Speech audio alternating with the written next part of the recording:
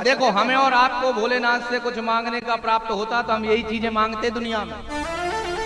दुकान कैसे चले, मकान बढ़िया कैसे बने, धन कैसे बैंक बैलेंस बढ़े और बढ़िया बालक दे दो, ये दे दो, वो दे दो। भक्ति मांगते तो कम से कम भगवान में मन लगा रहता।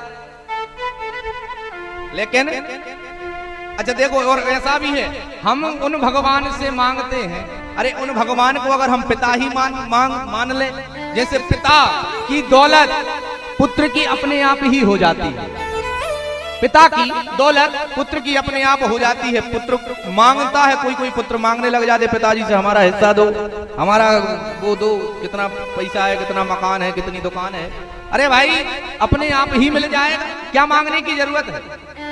एक बार एक राजा ने, एक कथा यहाँ पे हमें याद आ गई, एक बार एक राजा ने पूरी प्रजा में कह दिया, जाओ कल हमारा पूरा दरबार खुल जाएगा, खोल दिया जाएगा, और जो सबसे पहले जिस चीज पे हाथ रख देगा उसकी वो चीज हो जाएगी।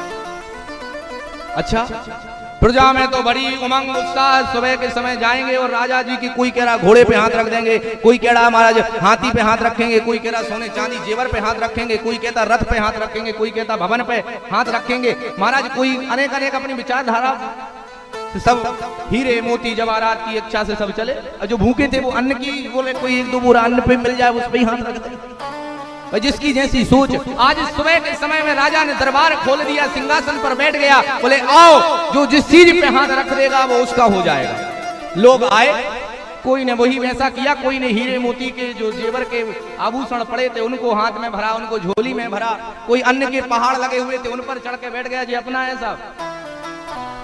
हाँ, कोई हाथी पे हाथ रखता, कोई घोड़े पे हाथ रखता, कोई रथ पर बैठ गया, लेकिन एक बुद्धिजीवी आया, उसने राजा पर ही हाथ रख दिया। उसने कहा भैया राजा का सब सामान है, ये सब पूरी प्रजा का जो राजकोष है, ये पूरी प्रजा जिस जिस पे हाथ रख रही सब राजा की सामग्री ही तो है, राजा का यश वैभव खजाना। अब राजा पे ही हाथ रख दिया तो सब उसका हो गया। कहने का भाव, अगर हम भगवान की भक्ति में लग जाएंगे, भगवान हमको हृदय से लगा लेंगे, तो जो जो हम मांग रहे हैं वो तो हमारा वैसे ही हो जाएगा। हम उसको मांगते फिर रहे।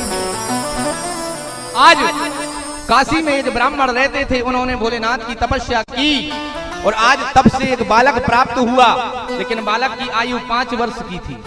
आज ज्योतिषी के द्वारा जब ये पता लगा तो बड़े दुखी चिंतित हो गए।